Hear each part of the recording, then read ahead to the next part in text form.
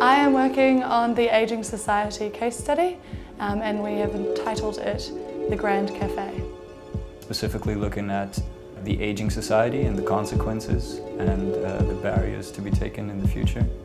People that are getting older and want to keep on living in the houses that they live in and want to live in the same area that they live in but may end up in a wheelchair and then they have to move out. That's, for example, a deal because maybe prices of houses are going up, so they have to move out, but they don't want to. How can you facilitate people in their own home? How can you facilitate that they can keep on living how they want to live? For me, I think it is the fact that those that retire at 65 do not actually experience perhaps the bodily aging until, say, 85 or 80, and so there's a large chunk of the life course that hasn't been, I guess, programmed or engaged with on a design level or an urban level or even a social or political level. People can still play a role, but what exactly can they do?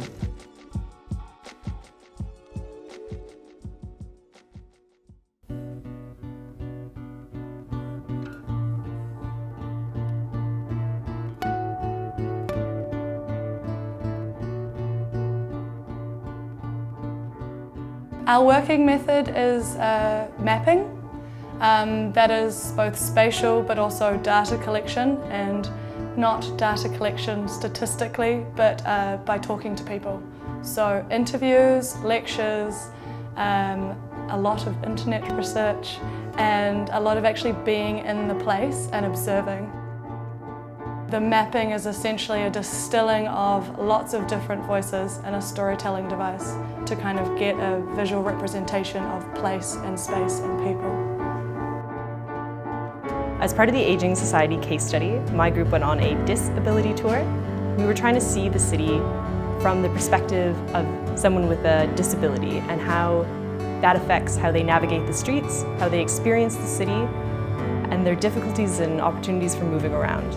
What we had to do were put on goggles that were blended with a gel, so it was difficult but not impossible to see out of them. We had to put on noise reduction headphones, so we weren't able to hear the noises of the city or the other people around us that well. And we were also asked to bring 2 pairs of shoes. I unfortunately brought a pair of high heels and a pair of flat shoes, and then we were asked to wear 1 of each shoe, so that we were even more impaired in our ability to move properly and comfortably around the city. The experience was probably one of the strangest learning experiences I've ever had, but it's really going to stick with me because I can see how difficult having some of these impairments might be that I wasn't able to experience just from watching someone. The way that we are going to present our final outcome is through a pecha kucha, which is 20 slides in 20 seconds. Our group thought that this was the best way to present because it allows for both creativity and for structure.